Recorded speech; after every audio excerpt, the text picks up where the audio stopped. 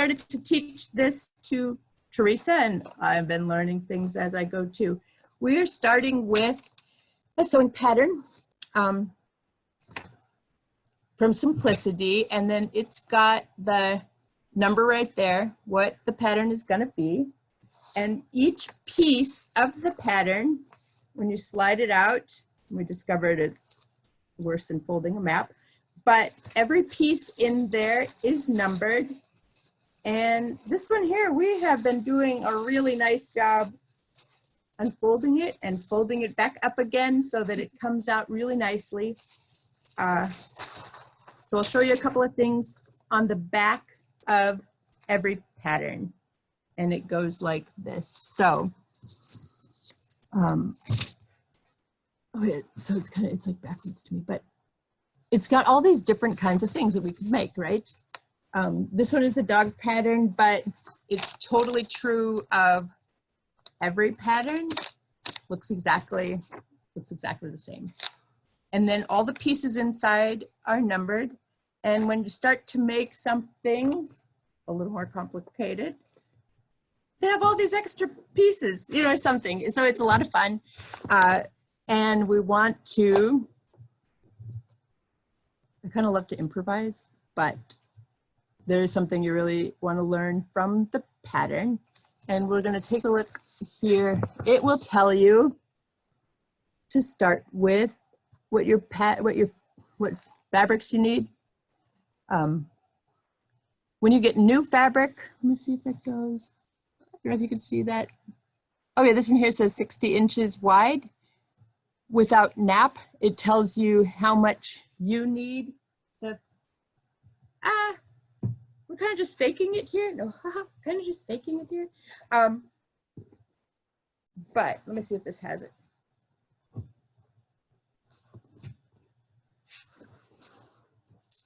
Okay, so this is the selvage line, and most of the patterns, they refer back to that selvage line. So I got a selvage line on both sides, and all these fabrics are usually 45 inches wide or 60 inches wide. It mentioned nap. This is nap. This is where I learned something new. The only thing I knew about nap was the direction of the fabric, like not Velcro, what is that? Something that's fuzzy, like fur or fake fur or that kind of thing. Yeah, I was going to jump in and add that I noticed this when I was making something out of fleece. So the nap like stretches. It's like the way the fabric stretches, right? Yes. Yeah. So like. No.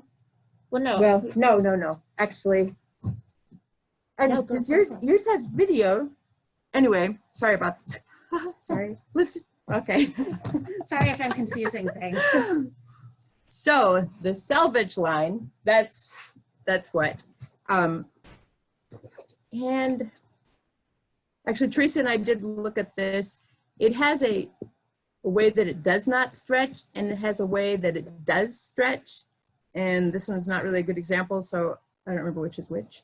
But the pattern refers to the selvage line, and it will tell you which direction to lay your pattern. Let me see if this, okay. This one I'm holding has the pieces, for example. But the instructions, all right. Let me see if how I can lay this out for us. Okay. And I think I might make a copy of that and put it on the 4-H page. So it shows me where the selvage line is and where the lengthwise grain and the shortwise grain. And I don't remember which at the moment does the stretching, but like Teresa mentions, one has a give and the other one doesn't.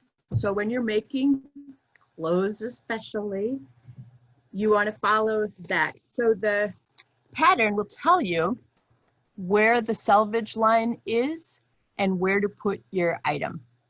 If that makes sense. So that way, when the selvage is this way, then the stretch that I'm using goes in the right direction. They usually show you how to lay out all the pieces. They give you a little guide. So they're going to recommend the selvage go this way, the pieces go with the selvage that way, but this, it's funny working in a mirror. You see how that long piece, it goes opposite that way of the selvage. So does that make sense for both of us? So what this reminds me to do is when you get the fabric, you want to fold your fabric matching what they tell you. That's, we want to do it matching what they tell us. So I have the selvage line on top, and then they show to line the pattern up on the fold line. Let me see. Take it for a second. Have a little piece that would match. The other thing is what Chris and I did while we did this. It shows where the fold line is, but that you're going to make the fold line match your pattern. If that makes sense? So that you don't fold it in half and end up cutting in the middle of the fabric. You're going to just fold that line. Kind of like that. Does that work? Then the nap is the direction of the fabric. Like, what's a pretty fabric? It starts with a V. Velvet. Velvet. Okay, so there's velvet and there's fake fur and stuff like that. When you push it one direction and you push it the other direction, that's the nap. And then I was mentioning to Teresa, like if it's got the fish pattern, if it has a pattern that has an upside and a downside, that also counts as a nap. I thought you got to pay attention to that when you're laying out your pattern pieces. Sometimes a pattern will give you the option to connect it, for example, and you've got the front side and the back side. If there is a nap or a direction, you don't want to do it that way. You'll want to line it up and cut both pieces with your allowance, maybe 5/8 inch allowance or 1/4 inch allowance. Your pattern will suggest to you what to do. I don't know how we're doing with time. And if you have any questions too, you can shout them out or give them to Teresa. That was the selvage. That was the nap. That was cutting, but let me show you a couple of other things. What I usually do with a pattern, okay, so we got the instructions. I trace it onto wrapping paper. Then number the pieces. This one I had drawn the seam allowance. You don't necessarily have to do that. Oh, I see this one has the grain line. These are all closed, but I think I skipped the notions, but I'll come back to that. Okay, this pattern is copyrighted. They don't allow us to do what I'm showing you. This pattern, you purchase it and then you can cut along these lines. But most patterns, when you purchase the pattern, you have the right to do it as much as you want to. And it will show you if you're making like clothes patterns, or we're gonna get Teresa into costume sewing or something. You can alter or improvise your pattern, but the thing that's interesting is that it's not just large and then smaller and smaller and smaller. It has a slightly different shape to it.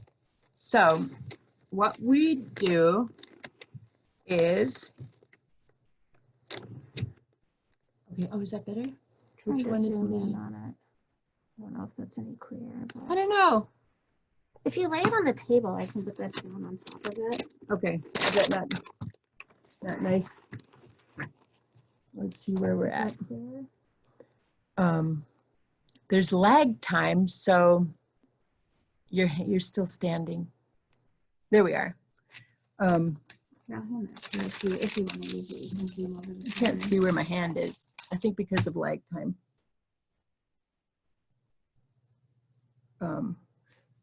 So the point being, it has a different shape. So if I want it larger or smaller, I'm not just cutting it larger or smaller, it might have a different shape to it. There it is, now you're on it. So what I do, what I was taught was to take the pattern, oh, this one, we'll totally use your camera for this.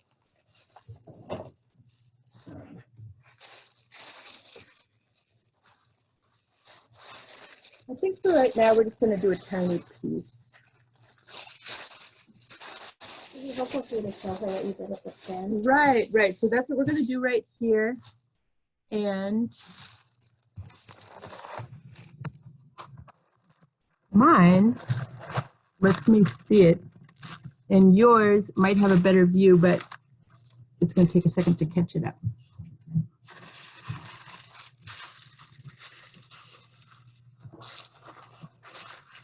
Okay, so I put my piece underneath there, and I'm not quite sure what you can see, but I'm gonna get my wrapping paper, and I'm gonna start over on the corner, the edge, or whatever, so I'm not wasting my paper. The method that I knew for doing this is to take a pin,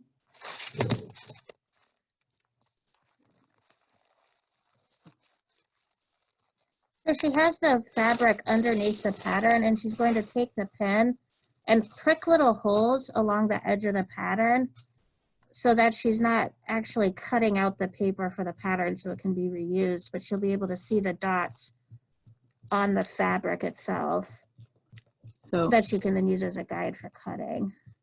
this is what Teresa and I did, which is why I can unfold the pattern, which is really nice. You see how it just slid out of the envelope. It looks very nice. It's all still rectangle shape.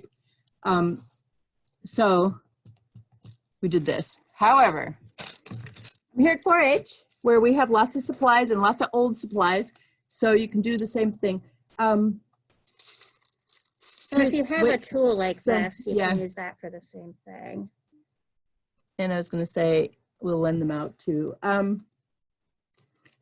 Teresa said fabric, but this actually is not my fabric right now. This is going to be my pattern. So I do have this one.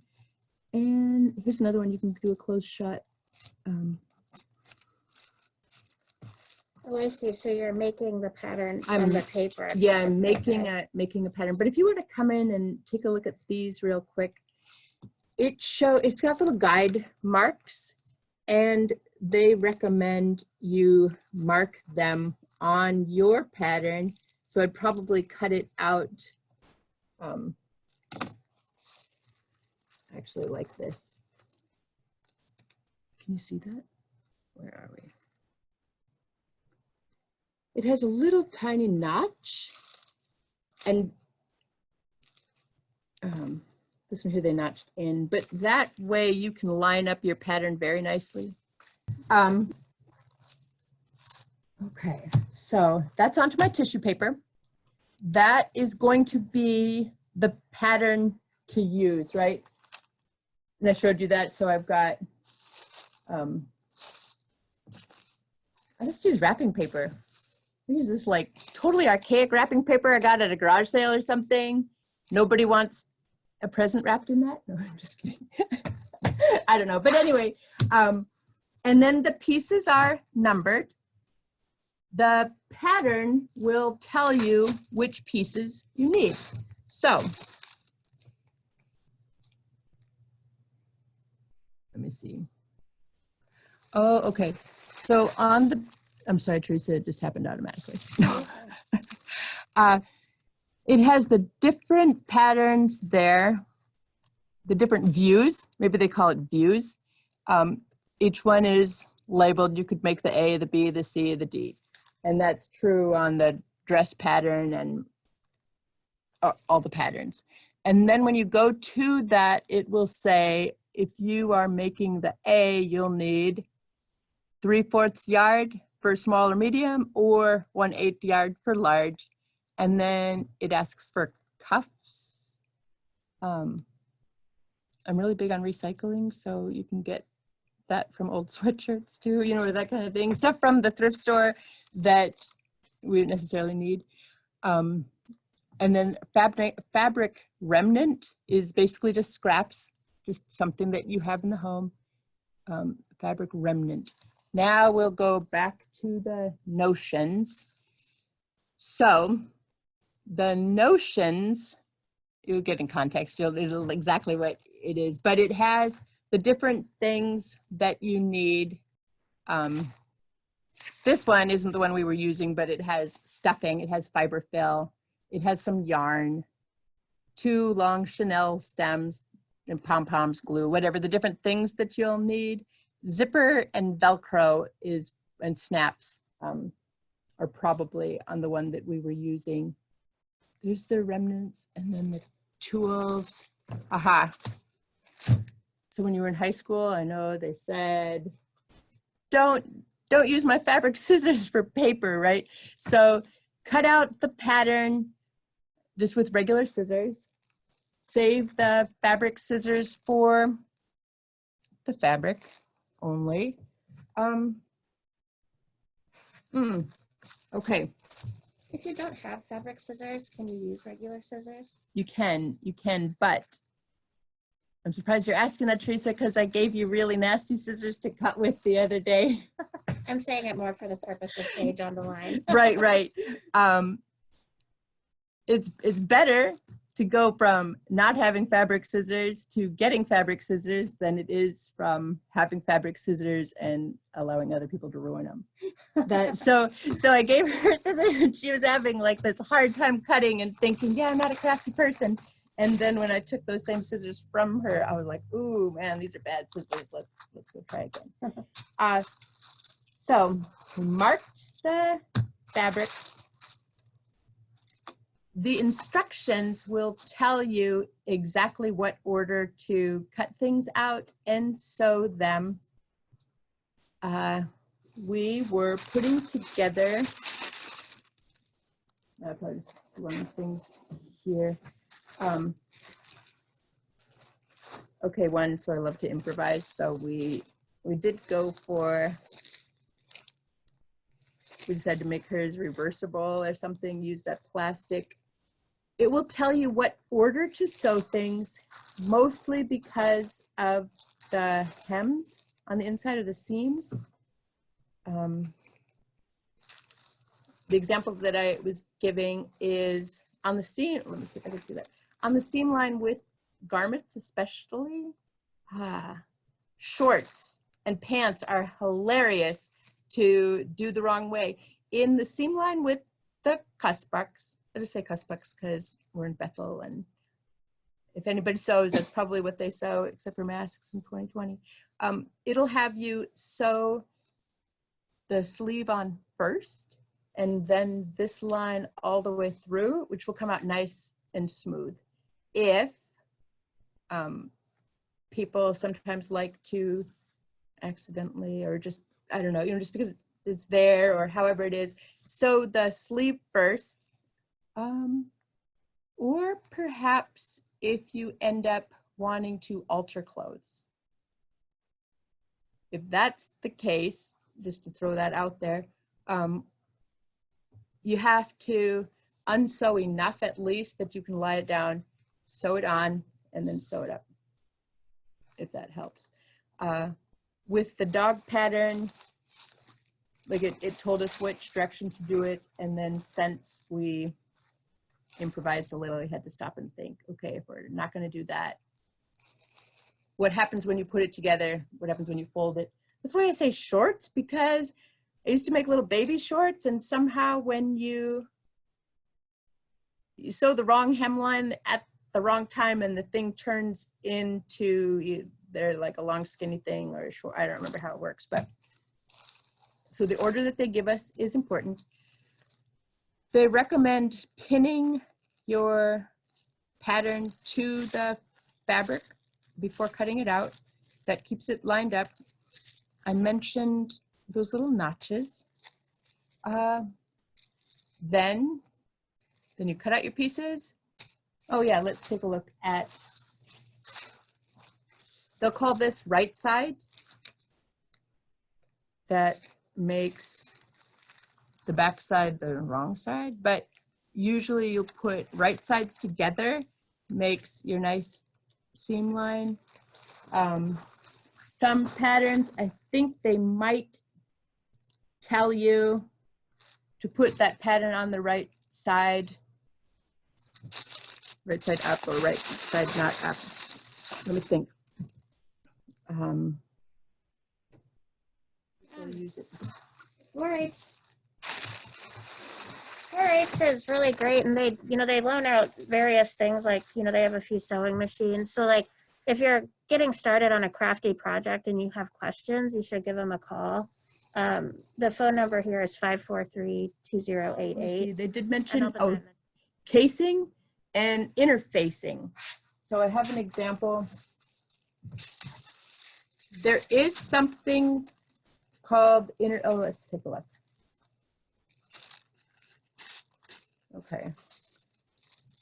Mention pin it before you cut it. This one had cut 2 of the, this is just a pattern that I had halfway done here at 4-H. Anyway, the interfacing is just a little bit stiff. This one here, I'm pretty sure is a bed sheet or something. It's not, it doesn't have to be a store-bought interfacing.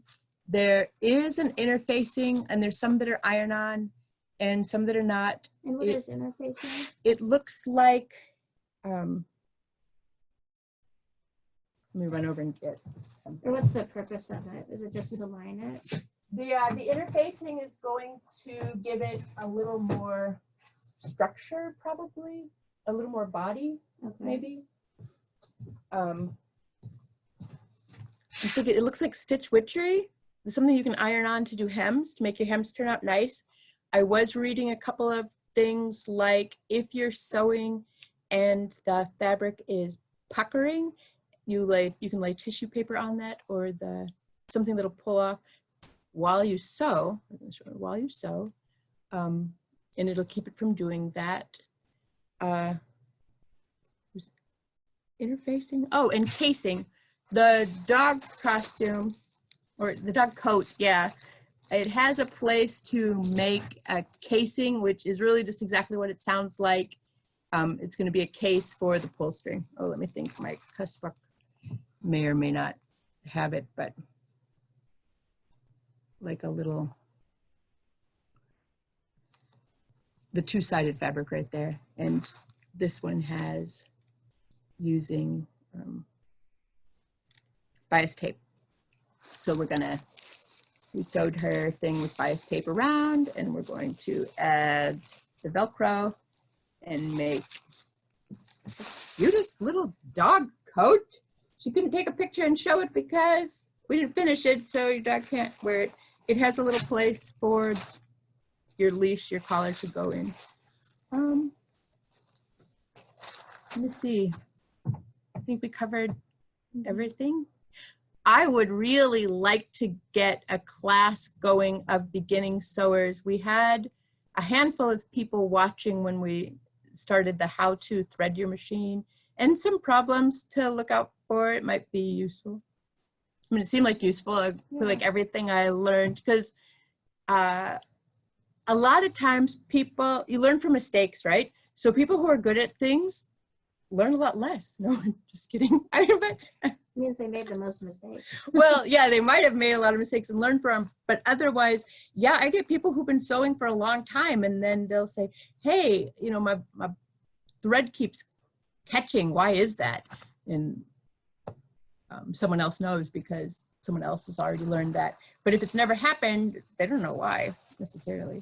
There is the book. You'll want to have the book to your sewing machine. It helps a lot. Very good. Okay, well, thanks again so much for joining us. And who knows, maybe we'll keep throwing these out there through the summer, or I'll do it through 4-H.